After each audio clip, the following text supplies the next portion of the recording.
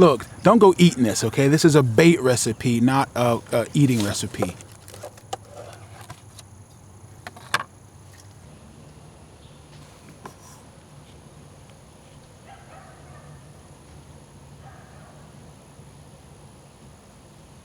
Take your favorite bait. I don't care if it's shad, bluegill, in this case chicken gizzards, or Adam gave me some livers and some deer hearts and things a while back. Mix it 3 parts borax, 2 parts sugar, 1 part salt. Make sure the salt has no iodine in it. Borax, just the 20 mule team stuff.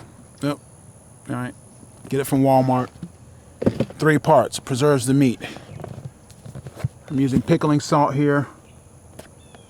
Kosher salt works. Ice cream salt, anything that long doesn't have iodine. Swimming pool salt works just as well. And you need a sugar.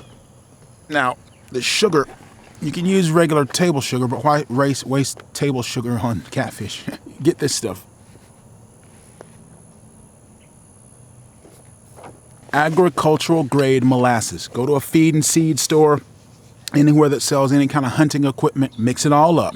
Put your meat in and let it sit. It will preserve the meat. You don't have to refrigerate it, but I do just to keep the ants and bugs out. And I've used this similar mixture and I've kept bait on the boat for a year. This is the same recipe that salmon steelhead guys use out west. The only difference is, in this situation, I'm just using the agricultural molasses. And it'll save you some time as well as money because you have a way to preserve your baits in a way that you didn't before. With the bait fish, I would definitely clean out the guts first, throw the guts away, or you could freeze the guts and use them as part of your chum.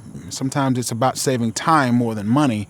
And if you can make your own baits, pre-prepare your baits like this is what they do out west to their baits that they catch in their salmon steelhead roe. We can use that in our catfishing here back east or down south. It works.